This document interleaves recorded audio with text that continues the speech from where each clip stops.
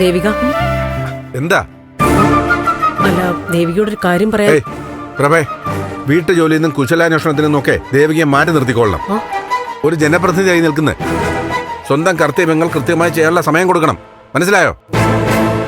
മോളെ, എന്തെങ്കിലും ഡൗട്ട്സ് ഉണ്ടെങ്കിൽ അച്ഛനെ വിളിച്ചാൽ മതി. ദാ എല്ലാം അതിനകത്തുണ്ട്.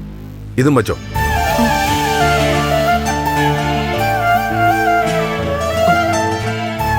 എന്താ പ്രശ്നം? ആളിത്തിരി ചൂടിലാണല്ലോ. അമ്മ ഇത് കണ്ടോ? നാളെ ഞാൻ അറ്റൻഡ് ചെയ്യേണ്ട മീറ്റിങ്ങുകളുടെയും മറ്റു പരിപാടികളുടെയും ലിസ്റ്റാ. കണ്ടിട്ട് തന്നെ പേടിയാവുന്നു. ഈശ്വര, ഞാനിനി എന്താ ചെയ്യാ? ഈ ലിസ്റ്റ് കണ്ടിട്ടാണോ നീ ഇങ്ങനെ വരണ്ടു നിൽക്കുന്നേ? മനസ്സിലായില്ല. ഇത് ചെറുത്. ലിസ്റ്റൊക്കെ വരാൻ കിടക്കുന്നതേ ഉള്ളൂ. അയ്യോ, ആണോ? ആണോന്നോ? നിന്റെ BP കയറ്റണ്ടെന്ന് കരുതിയിട്ടായിരിക്കും ആദ്യ ദിവസത്തെ പ്രോഗ്രാം ഇങ്ങനെ ചുരുക്കിയത്.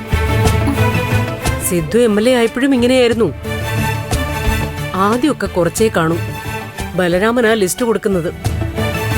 പിന്നെ എന്റെ മോളെ, രാവിലെ 4 മണിക്ക് പോയാ രാത്രി ഏതെങ്കിലും സമയത്താവും വന്ന് കയറുന്നത്. ആദ്യമൊക്കെ കാത്തിരുന്ന് ഞാൻ കസേരയിലിരുന്ന് തന്നെ ഉറങ്ങിപ്പോവും. പിന്നെ അതൊരു ശീലമാവും.